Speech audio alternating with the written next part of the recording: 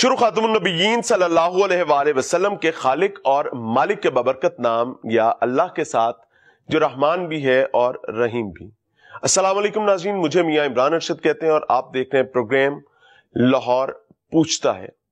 ناظرین، ایک دن پہلے اینٹی کرپشن ڈے عالمی سطح پر منایا گیا اور امیزنگ چیز یہ ہے کہ پاکستان میں ہم نے شہباز شریف صاحب کی سرپرستی میں اینٹی کرپشن ڈے منایا۔ پنجاب میں ہم نے یہی اینٹی کرپشن ڈے پرویز الہی صاحب کی سرپرستی میں منایا۔ اگر آپ کے پی چلے جائیں تو وہاں ہم نے پاکستان تحریک انصاف کی سرپرستی میں یہ دن منایا۔ اسی طریقے سے بلوچستان میں بھی حالات تھے۔ اس تمام بات کا جو اب تک میں نے کیا آج کے پروگرام سے کوئی تعلق نہیں ہے۔ I am very loud and clear. آگے چلتے ہیں، اب آ جاتے ہیں جی پاکستان کی موجودہ سب سے بڑے مسئلے کے حوالے سے، جو کہ ہماری بدحالی اور ہماری معاشی زبوحالی کا مسئلہ ہے۔ انفارچونیٹلی رومرز بہت زیادہ ہیں۔ کوئی کہتا ہے ہم ڈیفالٹ ہونے جا رہے ہیں، ہم اکنامکلی بیٹھ گئے ہیں، ہمارا کھڑا ہونا ممکن نہیں ہے۔ یہ تمام چیزیں ہیں، یہ چلتی رہیں گی، لیکن میرے لیے کی کنسرن آج اپنے ڈیپ فالٹ کو تلاش کرنا ہے۔ ہم آج ڈیپ فالٹ تلاش کرنا چاہیں گے، اس جڑ کو پکڑنے کی کوشش کریں گے جو ہماری معیشت میں بربادی کی ہمیشہ وجہ بنتی ہے۔ ہم جانتے ہیں ان وجوہات کو، لیکن ہم ان کو ٹھیک نہیں کرنا چاہتے۔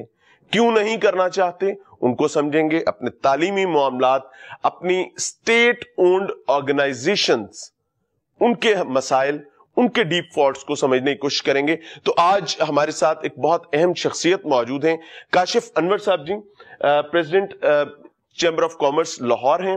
اور سر، سب سے پہلے تو آپ کے وقت کا بہت شکریہ۔ میری خواہش یہ ہوگی کہ اپنی قوم کے لیے، اپنے پیاروں کے لیے، میرا یہ بلیو ہے اور اللہ کرے میں غلط نہ ہوں کہ جو بزنس مین ہوتا ہے وہ ریڑھ کی ہڈی کا کردار ادا کر رہا ہوتا ہے، کیونکہ معیشت ان کے دم سے چل رہی ہوتی ہے۔ تو ہم چاہیں گے کہ معیشت سے بات کا آغاز کیا جائے۔ سر، ڈیپ فالٹس کیا دیکھتے ہیں معیشت میں؟ دیکھیں، جو میں سمجھتا ہوں کہ ڈیپ فالٹ ہے انڈسٹریلائزیشن کا یہاں پر فروغ نہ پانا ہے، اور شاید ہماری پرائرٹیز میں کمی ہے۔ ہماری پرائرٹی ہے کہ ہم نے اپنی ایکسپورٹ کو بڑھانا ہے، اور نمبر 2 پہ ہماری پرائرٹی ہے کہ ہم نے اپنی امپورٹ کو کم کرنا ہے۔ میں صرف یہ کہتا ہوں کہ پرائرٹی کو چینج کر لیں، امپورٹ کو کم کرنا ہے اس کو نمبر 1 پہ لے جائیں، اور ایکسپورٹ کو بڑھانا ہے اس کو نمبر 2 پہ لے آئیں۔ جب آپ اپنی پرائرٹیز کو چینج کریں گے تو الٹیمیٹلی سارا سسٹم چینج ہو جائے گا۔ اچھا، ویسے آپ کو واقعی لگتا ہے کہ ہم اپنی ایکسپورٹ صحیح نیت کے ساتھ بڑھانا چاہتے بھی ہیں؟ ہم نے اقدامات اس میں کون سے؟ میں ذاتی طور پہ سمجھتا ہوں کہ ہم اپنی ایکسپورٹ کو بڑھا ہی نہیں سکتے، اور ہم بڑھا بھی نہیں سکیں گے، چونکہ ہم امپورٹ بیسڈ کمپنی ہیں اور کنٹری ہیں، اور ساری کمپنیز ہماری امپورٹ کر رہی ہوتی ہیں۔ ہم نے تو یہاں پر را مٹیریلز بنائے ہی نہیں ہیں۔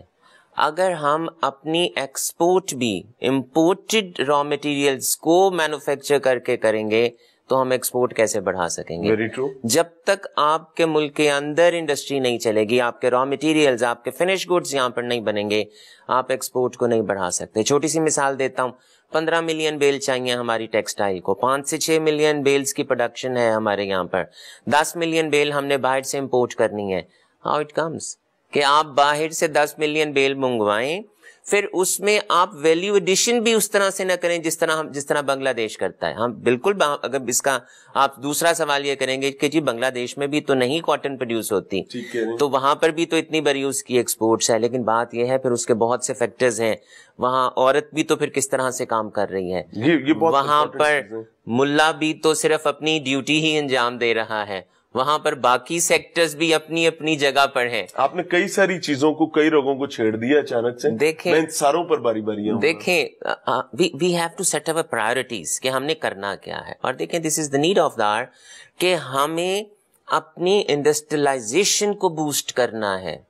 مجھے آپ کے اس پروگرام میں اس بات کو کہنے میں کوئی شرم نہیں ہے کہ اگر ایک انڈسٹریلسٹ ٹیکس کم بھی دیتا ہے، اس سے ریکویسٹ کریں کہ اس ملک کے اندر انویسٹمنٹ کریں، اس ملک کے اندر 2 فیکٹریاں اور لگا لے، اس سے بہتری ہوگی۔ لیکن انفارچونیٹلی پرابلم یہ ہے کہ موجودہ سرکمسٹینسز میں ہم نے خود وٹنس کیا کہ بڑی سوسائٹیز، لاہور کی، کراچی کی، اب تو ہر شہر میں سوسائٹیز بڑی بڑی بن رہی ہیں اور بڑے نام ہیں، فیکٹری بیچ کر, فیکٹری بند کر کے جا کے پلاٹ خرید دیتے ہیں, کیونکہ ایمنسٹی وہاں ملتی ہے اور ملٹی پلائی ویلیو پلاٹ کی ہوتی ہے. ظلم کیا ہم نے پاکستان کے ساتھ اور پاکستانیوں کے ساتھ کہ ہم نے اپنی ایگریکلچرل لینڈ کو ختم کر دیا. ہم نے ہم نے وہاں پروڈیوس کرنا تھا, جو اللہ نے ہمیں نعمت دے رکھی تھی, ہم نے اس کی خود ناشکری کی کہ ہمیں یہ نعمت نہیں چاہیے, ہمیں گندم نہیں چاہیے, ہمیں کاٹن نہیں چاہیے, ہمیں چاول نہیں چاہیے.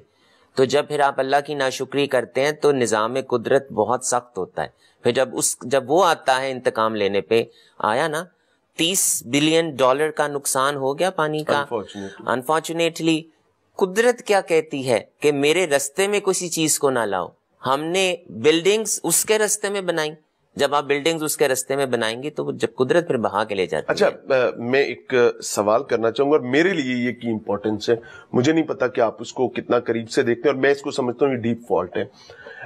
کتنی بڑی کوتاہی اس سرکاری ملازم کی ہے, وہ چاہے کسی کیڈر میں کام کرتا ہے, چاہے وہ چپڑاسی ہے, چاہے وہ کوئی بہت طاقتور آدمی ہے, جو 1 تاریخ کو تنخواہ نہ ملنے کی صورت میں ہڑتال پہ جانے کی بھی باتیں کر سکتا ہے اور اسٹیٹ کو بھی برا بلا کہہ سکتا ہے.